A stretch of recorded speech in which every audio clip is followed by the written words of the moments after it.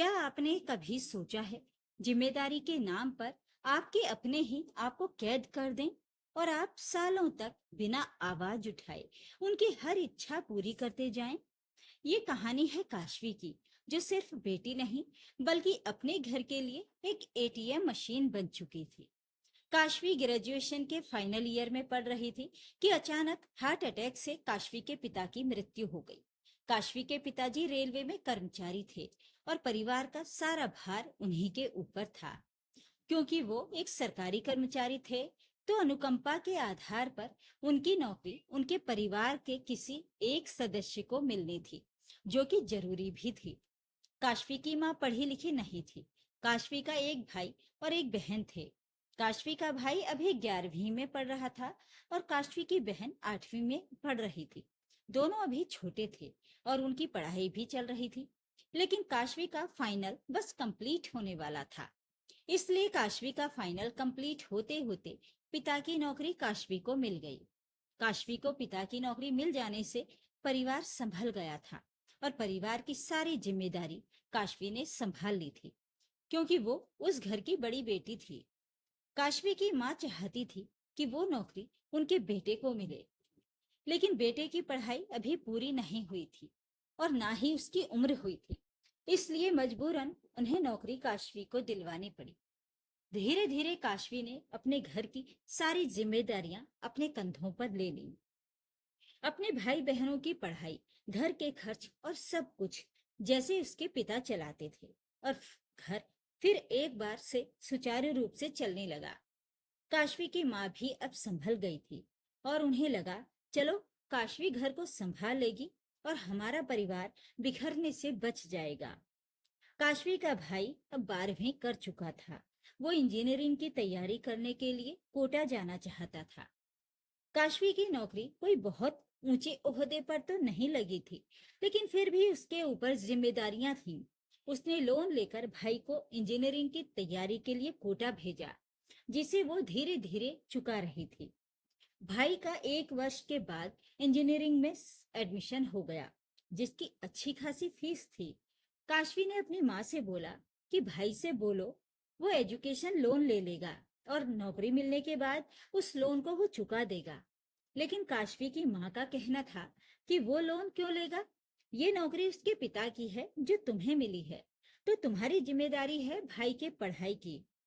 तो तुम लोन लो, भाई क्यों लोन लेगा? तुम्हारे पिता होते तो वो अपने बेटे को कभी लोन लेने के लिए नहीं बोलते। काशवी को अपनी माँ की बातें बहुत अजीब लगी, क्योंकि जब उसके पिताजी जीवित थे तब भी वो दोनों यही बातें करते थे कि कल को जब उनका बेटा कोई बड़ी पढ़ाई करना चाहेगा तो वो उसे एजुकेशन लोन दिला देंगे, क्योंकि उनकी तो इतनी सामर्थ्य नहीं कि वो इतनी महंगी पढ़ाई अपने बच्चों को करवा सकें, क्योंकि 2 बेटियों की शादी भी करनी है। और आज जब पिताजी नहीं हैं और पिताजी की नौकरी काशवी कर रही है, तो उसके लिए लोन लेना कैसे संभव हो जाएगा? लेकिन माँ को इन सब बातों से कोई लेना देना नहीं था। उनके हिसाब से उनके पति और उनके बच्चों के पिता की नौकरी काशवी को मिली थी, तो अब काशवी की ही सारी जिम्मेदारी थी। माँ के मन में ये बात बैठ गई थी कि काशवी कहीं स्वार्थी होकर सिर्फ अपने बारे में न सोचने लगे। इसलिए वो अपना और अपने दोनों बच्चों का ज्यादातर भार काशवी पर डालना चाहती थी। खैर, काशवी को पता था माँ से बहस करने का कोई फायदा नहीं। अभी उसने भाई की कोचिंग के लिए जो लोन लिया था उसे पूरा चुकाया भी नहीं था कि एक नया लोन काशवी को लेना पड़ा भाई की पढ़ाई के लिए। और काशवी के ऊपर बहुत ज्यादा भार पड़ गया, क्योंकि घर खर्च भी कोई कम नहीं थे, ऊपर से भाई की पढ़ाई। काशवी बहुत मुश्किलों से सब कुछ संभाल रही थी, और बीच बीच में माँ की ख्वाहिश भी, क्योंकि माँ को लगता था काशवी उनके पति की नौकरी कर रही है और सारे पैसे कहीं अकेले अपने ऊपर न खर्च कर दे। काशवी की सारी तनख्वाह का हिसाब माँ रखती थी, और उसके बाद बीच बीच में कुछ ना कुछ डिमांड भी करती रहती थी। कभी कोई जेवर बनवा दो, शादी में काम आएंगे। कभी घर में कोई सामान ले आओ। काशवी की मजबूरी माँ को बिल्कुल दिखाई नहीं देती थी। खैर, धीरे धीरे करते हुए 5 साल बीत गए। और काशवी के भाई की इंजीनियरिंग की पढ़ाई पूरी हो गई और एक बहुत अच्छी कंपनी में बहुत अच्छे पैकेज पर भाई की नौकरी लग गई। इधर छोटी बहन ने भी ग्रेजुएशन कर लिया था। काशवी को लगा अब भाई की नौकरी लग गई है तो उसका कुछ बोझ कम हो जाएगा और अब उसकी उम्र भी 30 के पार हो चुकी थी। काशवी को लगता था कि अब उसे शादी कर लेनी चाहिए क्योंकि उसकी शादी की उम्र निकलती जा रही है और उससे छोटे एक भाई और एक बहन भी हैं जिनकी शादी करनी है। पहले बड़ी बेटी की शादी होगी, तभी तो छोटे भाई बहनों की शादी होगी। लेकिन काशवी को पता ही नहीं था कि उसकी माँ के मन में क्या विचार चल रहे हैं, क्योंकि इतने दिनों में माँ ने काशवी को एक कोल्हू का बैल समझ लिया था जिसने उसके पति की नौकरी हासिल की है। काशवी भी उनकी बेटी है, ये बात तो वो भूल ही गई थी। काशवी अभी अपनी शादी की बात अपनी माँ से करने की सोच ही रही थी कि माँ ने काशवी से बोला, सुनो, शाम को कुछ मिठाइयाँ वगैरह और नाश्ते पानी का इंतजाम कर लेना। और हाँ, आज छुट्टी लेकर घर में थोड़ी साफ सफाई भी करनी है। और हाँ, तीनों भाई बहन आज शाम को घर पर ही रहोगे। तुम लोग अच्छे कपड़े पहनकर तैयार रहना, लड़के वाले आ रहे हैं और ये शादी फाइनल होनी बहुत जरूरी है क्योंकि फिर और भी बच्चे हैं जिनकी शादियां करनी हैं। काशवी मन ही मन खुश हो रही थी कि चलो उसे माँ से कुछ बोलना भी नहीं पड़ा और उसकी माँ ने उसकी शादी के बारे में खुद ही सोच लिया और वो अपने सुनहरे भविष्य के सपने बुनने लगी। शाम के 4 बजे माँ ने बोला, तुम लोग सब जल्दी से तैयार हो जाओ, 2 घंटे बाद लड़के वाले आ ही जाएंगे। तो काशवी ने अपनी माँ से पूछा, माँ, मैं साड़ी पहनूं या सूट? तो उसकी माँ ने लापरवाही से कहा, अरे कुछ भी पहन ले, क्या फर्क पड़ता है। काशवी को बहुत ही अजीब लगा, लेकिन फिर भी उसने अपनी अलमारी से एक बढ़िया सिंपल सी साड़ी निकाल ली पहनने के लिए। लेकिन तभी काशवी की माँ उसके कमरे में आई और बोली, सुन काशवी, तू ज्यादा सजना संवरना मत, कहीं ऐसा ना हो कि लड़के वाले तुझे पसंद कर लें, क्योंकि तेरा रूप रंग छोटी से थोड़ा ज्यादा अच्छा और तीखा है। आज छोटी का दिन है, उसे ही सजने दे। काशवी ने बोला, छोटी का दिन मतलब? माँ ने बोला, मतलब क्या, लड़के वाले आ रहे हैं छोटी को देखने। काशवी ने बोला, छोटी को देखने? पर बड़ी तो मैं हूँ। माँ ने बोला, बड़ी तो तू है, पर तूने अपने पिताजी की नौकरी ली है तो तेरी जिम्मेदारी बनती है पहले बहन की शादी करने की। तू पहले ही शादी करके चली जाएगी तो बहन की शादी कौन करवाएगा? काशवी को अपनी माँ की सोच से घृणा हो रही थी। माँ ने ऐसा करने से पहले एक बार भी नहीं सोचा कि काशवी का क्या होगा। कल को दुनिया वाले ये बात नहीं बनाएंगे कि बड़ी बहन के रहते छोटी बहन की शादी कर दी गई। जरूर बड़ी बहन में कोई ना कोई कमी होगी जिसकी वजह से उसकी शादी नहीं हुई। क्या कल को उसकी शादी में और दिक्कत नहीं हो जाएगी?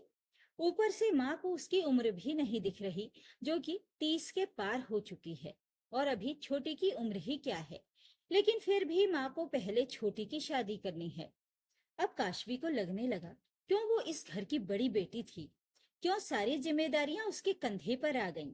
पिताजी के जाने के बाद काशवी को अपने पिताजी की बहुत याद आ रही थी। यदि वो होते तो ऐसा उसके साथ कभी ना होता। पर काशवी क्या कर सकती थी? उसे रोना आ रहा था, पर उसे पता था माँ घर में बवाल मचा देगी, इसलिए वो चुपचाप घर से बाहर चली गई बिना किसी को कुछ बोले। काशवी की छोटी बहन की शादी फाइनल हो गई और घर में सब बहुत खुश थे। काशवी की माँ ने बोला, देख काशवी, अब तेरी छोटी बहन की शादी है और सारी जिम्मेदारियां तेरे ऊपर हैं। कोई कमी नहीं होनी चाहिए तेरी बहन की शादी में। अगर लोन लेना पड़े तो भी ले ले, आखिर पिताजी की नौकरी तूने ली है तो तेरी जिम्मेदारी बनती है। काशवी को बहुत गुस्सा आ रहा था। क्या उसने खुद पिताजी की नौकरी ले ली थी या उसे दिलवाई गई थी? उसे तो बस एक जिम्मेदारी निभाने वाली मशीन बनाकर छोड़ दिया गया था, जिसकी खुद की कोई इच्छाएं ही नहीं। कभी माँ उसके बारे में सोचती नहीं थी। फिर भी काशवी घर में कोई बवाल नहीं करना चाहती थी, इसलिए उसने बोला, माँ, मैं लोन क्यों लूंगी? जब पिताजी थे तब भी तुम लोग आपस में सब बातें करते थे कि तुम लोग बेटियों की शादी के लिए पैसे जोड़ रहे हो। और एफडी करवा रखी है, तो अब उन्हें इस्तेमाल करो ना शादी में। माँ को काशवी से इस बात की उम्मीद नहीं थी। वो तो सारे पैसे अपने बेटे के लिए बचाना चाहती थी। काशवी की माँ इतनी स्वार्थी हो चुकी थी कि उन्हें दिख नहीं रहा था कि काशवी की शादी की उम्र निकल रही है। उसने लोन लेकर छोटे भाई की अच्छी नौकरी भी लगवा दी। बहन की शादी भी तय हो चुकी है। अभी वो काशवी को अधिक से अधिक दुहना चाहती थी, लेकिन काशवी ने एफडी वाली बात करके माँ की सोच पर पानी फेर दिया। और माँ ने बोला, हाँ, एफडी तो है, लेकिन फिर भी थोड़ा बहुत कम पड़ सकता है। तो काशवी ने बोला, कोई बात नहीं माँ, एफडी तो तुमने दो बेटियों के लिए करवाई होंगी ना, और अभी तो तुम्हारी छोटी बेटी की शादी हो रही है, तो पहले उसकी शादी निपटा लो। मेरी शादी की बाद में देख लेंगे। वैसे भी मैंने तो पिताजी की नौकरी ली है, तो मुझे एफडी की क्या जरूरत। कहकर काशवी वहां से चली गई। काशवी की माँ को समझ में आ चुका था कि काशवी को अपने पिताजी की सारी सेविंग्स के बारे में पता है, और उन्होंने अपनी दोनों बेटियों की शादी के लिए पैसे जोड़ रखे हैं। ये बात भी वो जानती है, इसलिए अब वो कोई लोन नहीं लेगी। इसलिए काशवी की माँ ने अब एफडी के पैसों से ही बेटी की शादी करने की सोची, और इस तरह से काशवी की छोटी बहन की शादी हो गई। लेकिन काशवी अब तक समझ चुकी थी कि वो खुद अपने लिए नहीं सोचेगी तो उसकी जिंदगी बर्बाद हो जाएगी, क्योंकि उसकी माँ अपने लालच में स्वार्थी हो चुकी है, और वो सिर्फ अपने दो ही बच्चों को लेकर चल रही हैं। काशवी के बारे में वो बिल्कुल सोचना नहीं चाहती। खैर, काशवी की छोटी बहन की शादी को 6 महीने बीत चुके थे, और काशवी का भाई भी अच्छा खासा कमा रहा था। बहुत अच्छी नौकरी लगी थी उसकी, और काशवी आज तक उसकी पढ़ाई का लोन चुका रही थी, जबकि काशवी की सैलरी अपने भाई से काफी कम थी। काशवी धीरे धीरे डिप्रेशन में जा रही थी, क्योंकि अब तो बहुत से लोग गाहे बगाहे उसे ताने भी मार देते थे कि बूढ़ी हो जाने के बाद शादी करोगी क्या, और कोई गलत भी नहीं बोलता था। काशवी भी एक सामान्य लड़की थी। उसकी भी इच्छा थी कि उसका भी घर परिवार हो, बाल बच्चे हों। वो सिर्फ जिम्मेदारियां निभाने के लिए तो पैदा नहीं हुई है। वो क्यों अपनी जिंदगी की हर खुशी का त्याग करे। उसने तो अपने पिताजी की जान नहीं ली कि सारी जिम्मेदारी उसके ऊपर डाल दी गई है। एक दिन काशवी ऑफिस में यही सब बातें सोच रही थी, और उसकी आंखों से आंसू आ रहे थे कि उसके साथ काम करने वाला विनय वहां से गुजरा। और उसने पूछा, क्या बात है काशवी, बहुत दुखी लग रही हो। विनय बहुत अच्छा लड़का था, पर वो एक विधुर था। 3 साल पहले उसकी शादी हुई थी, लेकिन एक रोड एक्सीडेंट में उसकी पत्नी की मृत्यु हो गई थी। वो भी जीवन में अकेला था। काशवी और विनय को एक दूसरे से अपने दिल की बात शेयर करनी अच्छी लगती थी। कहीं ना कहीं दोनों एक दूसरे को पसंद करने लगे थे, पर एक दूसरे से कहने में डरते थे कि कहीं किसी को बुरा न लग जाए। पर एक दूसरे का साथ उन्हें बहुत भाता था। खैर, विनय ने काशवी के दिल की बात सुनी और उससे बोला, हाँ, तुम्हारे साथ गलत तो हो रहा है, और इसके लिए तुमने आवाज उठाकर सही किया है। कुछ दिन और देख लो, नहीं तो अपनी जिंदगी के फैसले खुद लो, क्योंकि तुम जो बातें बता रही हो, मुझे नहीं लगता तुम्हारी जिंदगी के फैसले तुम्हारे घर में कोई लेने वाला है। उनके लिए तो तुम एक एटीएम मशीन हो, उससे अधिक कुछ भी नहीं। काशवी ने बोला, बिल्कुल सही कहा तुमने। तुम कितने अच्छे से मेरे दिल की बात को समझ जाते हो विनय, लेकिन मेरी अपनी माँ नहीं समझ पाती। बहुत अभागी हूं मैं। उसके बाद काशवी ऑफिस से घर के लिए निकल पड़ी। घर पहुंचने पर काशवी ने देखा कि उसका छोटा भाई बैठा हुआ है और कुछ लोगों से बात कर रहा है, और उसकी मम्मी नाश्ते पानी में लगी हुई है। काशवी ने जैसे ही घर में प्रवेश किया, काशवी की माँ ने काशवी से कहा, बेटा देख, ये कविता है, तेरे छोटे भाई के साथ काम करती है, उसी के ऑफिस में, और ये उसके मम्मी पापा हैं। दोनों एक दूसरे को काफी पसंद करते हैं, और आज कविता के मम्मी पापा तेरे छोटे भाई और कविता के रिश्ते के लिए आए हैं।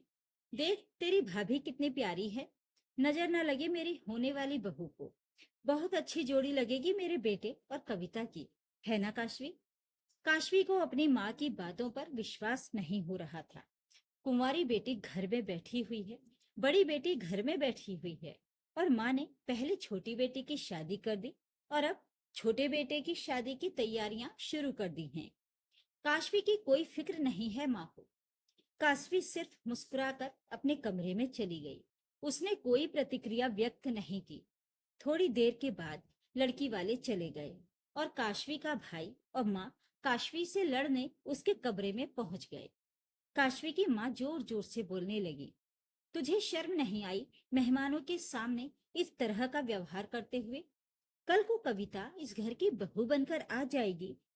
तूने तो पहले ही उससे रिश्ते खराब कर लिए, तो कल को क्या वो तेरी इज्जत करेगी? काशवी ने बोला, वो तो वैसे भी नहीं करेगी, क्योंकि वो तो इस घर की बहू होगी और मैं बेटी। तो उस हिसाब से तो वो इस घर की मालकिन होगी और मैं इस घर में सिर्फ उसके लिए एक बोझ और एटीएम मशीन रहूंगी, जैसा कि तुम लोगों के लिए हूँ, जिसे वो भी नौकरों की तरह इस्तेमाल करेगी। काशवी के भाई ने कहा, बकवास मत करो दीदी। तुम्हें कविता से अभी से जलन हो रही है, तो शादी के बाद तुम क्या करोगी? ये तो साफ दिख रहा है। तब तक काशवी की छोटी बहन भी आ चुकी थी और वो काशवी से कहने लगी, दीदी ये तुम कैसी बातें कर रही हो? तुम हमारी बड़ी बहन हो। हमारा घर बसाना तुम्हारी जिम्मेदारी है। तुम अपने बारे में कैसे सोच सकती हो? काशवी ने बोला, अच्छा, मैं बड़ी बहन हूँ, इसका ये मतलब हो गया कि मैं तुम लोगों के लिए अपनी जिंदगी कुर्बान कर दूं, जो कि आधी से अधिक कर भी चुकी हूँ। जिस तरह मैं तुम लोगों की बड़ी बहन हूँ, तुम लोग भी तो मेरे छोटे भाई बहन हो। तुम लोग सिर्फ अपना स्वार्थ कैसे देख सकते हो और अपना घर परिवार बसाने की कैसे सोच सकते हो? क्या एक बार भी तुम लोगों ने मेरे बारे में सोचा? क्या मेरी इच्छा नहीं होती कि मेरा भी अपना परिवार हो, अपना घर संसार हो? क्या मैं दुनिया में सिर्फ जिम्मेदारियां निभाने के लिए पैदा हुई हूँ? मेरी कोई इच्छा नहीं है। तुम्हें शर्म नहीं आई मुझसे पहले शादी करते हुए? या अब मेरे छोटे भाई को शर्म नहीं आ रही मुझसे पहले शादी करते हुए? तब तक काशवी की माँ बोल पड़ी, देख काशवी, फालतू की बहस मत कर। तूने अपने पिताजी की नौकरी ली है, तो तेरी जिम्मेदारी बनती है। अगर तेरे पिताजी होते तो वो अभी अपने बच्चों की शादी कर रहे होते, अपनी नौकरी की बदौलत, और वो नौकरी अब तू करती है, तो ये तेरा फर्ज है। काशवी ने बोला, अच्छा, ये मेरा फर्ज है। चलो, आज तुम लोगों को आईना दिखा ही देती हूँ। एक बात बताओ, अगर पिताजी होते तो क्या वो अभी तक रिटायर नहीं हुए होते? अभी तक नौकरी ही कर रहे होते और उनकी तनख्वाह आ रही होती क्या? नहीं ना, सिर्फ पेंशन मिल रही होती, जो कि आज भी तुम्हें मिलती है तुम्हारे हिस्से की। तो अब मेरी जिम्मेदारी कहाँ बनती है? जितनी जिम्मेदारी थी वो मैं कब की पूरी कर चुकी हूँ। और एक बात बताओ, क्या ये नौकरी मैंने जबरदस्ती ले ली थी? नहीं ना, बल्कि तुमने ही मुझे दिलवाई थी, क्योंकि तुम्हारा लाडला छोटा था और तुम्हारी लाडली बेटी भी छोटी थी, और जिम्मेदारी का एहसास दिलाकर मेरी जिंदगी बर्बाद कर दी। पिताजी होते तो शायद ऐसा कभी नहीं होता, पर ये मेरी बदकिस्मती थी कि पिताजी हमें बीच राह में छोड़कर चले गए। जिन पैसों का इंतजाम पिताजी करके भी गए थे, उन पैसों को भी तुमने इस्तेमाल नहीं किया, बल्कि मुझसे लोन करवाया, जिम्मेदारी का राग अलाप कर। इतने सालों से पिताजी की नौकरी कर रही हूँ, पर एक भी रुपया जोड़ नहीं पाई हूँ, क्योंकि सारे पैसों का हिसाब तो तुम रखती हो, बल्कि लोन मैं भर रही हूँ। अपने ऊपर लाखों का कर्ज कर रखा है। क्या पिताजी होते तो वो इतना लोन लेते? कभी नहीं। क्या पिताजी होते तो दोनों बेटियों की शादी की एफडी एक बेटी के ऊपर खर्च कर देते? कभी नहीं। माँ, अगर पिताजी होते ना, तो सबसे पहले अपनी बड़ी बेटी की शादी करते, ना कि छोटी बेटी और छोटे बेटे की। तुमने मुझे बस एटीएम की तरह इस्तेमाल किया है, जिसकी कोई इच्छा ही नहीं है। कभी कभी मन करता है ये नौकरी छोड़ दूं और अपनी जिंदगी शुरू करूं, लेकिन नहीं, अपनी जिंदगी के इतने साल मैंने इस नौकरी के चक्कर और जिम्मेदारी निभाने के लिए बर्बाद कर दिए। अब ये नौकरी तो मैं बिल्कुल नहीं छोड़ने वाली, क्योंकि मुझे भी तो मेरा सहारा चाहिए। लेकिन हाँ, अब मैं तुम लोगों को जरूर छोड़ने वाली हूँ। क्योंकि अब मेरी कोई जिम्मेदारी नहीं। तुम्हारा बेटा अच्छी नौकरी कर रहा है और अपनी माँ के लिए अपनी जिम्मेदारी वो निभाए। पिताजी का सारा फर्ज मैंने उतार दिया और अब ये नौकरी सिर्फ और सिर्फ मेरे हिस्से की है। अब तुम्हारे दोनों बच्चे अपनी अपनी जिंदगी में एडजस्ट हो चुके हैं, तो अब मैं भी अपनी जिंदगी जीना चाहती हूँ। अब मुझे अपने ऊपर कोई जिम्मेदारियों का बोझ भी नहीं चाहिए। काशवी की बातों का आज उसकी माँ और भाई बहनों के पास कोई जवाब नहीं था, और काशवी का ऐसा रौद्र रूप देखकर वो कोई जवाब देने की हिम्मत भी नहीं कर पा रहे थे। काशवी ने विनय को फोन लगाया और बोला, विनय, क्या तुम मुझसे शादी करोगे? विनय ऐसे प्रश्न के लिए तैयार नहीं था, पर वो काशवी को चाहता था और उसने हाँ कर दी। काशवी ने बोला, ठीक है, मैं आ रही हूँ, तुम इंतजाम कर लो। और हाँ, मेरे पास मेरी शादी में खर्च करने के लिए कुछ भी नहीं है। मैं तुम्हें कोई दहेज भी नहीं दे पाऊंगी। बिल्कुल कंगाल हूं मैं। और मेरे पिताजी ने मेरी शादी के लिए जो भी रुपए जोड़े थे, वो मेरी माँ के हिसाब से मेरे लिए नहीं है। हाँ, बस पिताजी की नौकरी है, जो आज तक जिम्मेदारियों के बोझ तले दबी हुई थी, पर अब सिर्फ मेरी है। विनय ने बोला, मुझे कुछ चाहिए भी नहीं। मैं सक्षम हूँ अपनी पत्नी का भरण पोषण करने के लिए। काशवी ने कहा, ठीक है, मैं आ रही हूँ। और फिर अपनी माँ और भाई बहनों को बोला, कल ही मैं शादी कर रही हूँ विनय के साथ। मेरे साथ ही काम करता है। आप लोगों को फोन पर बता दूंगी शादी कहाँ पर है। अगर दिल करे तो आ जाइएगा। ये कहकर काशवी घर से निकल गई, एक सुकून के साथ। वो घर से निकली तो हाथ में कोई सामान नहीं था, लेकिन दिल में एक अजीब सा सुकून था। उसे पता था, उसने सिर्फ अपना घर नहीं छोड़ा, उसने उन अदृश्य बेड़ियों को तोड़ा है जो रिश्तों के नाम पर उसके पैरों में बांध दी गई थी। आज पिताजी की नौकरी सिर्फ उसकी थी, और अब जिंदगी भी सिर्फ उसकी होगी। वो बोझ जो सालों से उसकी पीठ को झुका रहा था, आखिरकार उतर चुका था। अब वो किसी की एटीएम मशीन नहीं, बल्कि अपनी किस्मत की मालिक थी। दोस्तों, क्या काशवी ने सही निर्णय लिया? इस कहानी के बारे में अपनी राय कमेंट बॉक्स में जरूर लिखें। वीडियो को लाइक और शेयर कर दीजिए। चैनल को सब्सक्राइब जरूर कर लें, ताकि आपको रोज अच्छी अच्छी कहानियां सुनने को मिलती रहें। तो फिर मिलते हैं एक और कहानी के साथ। नमस्कार।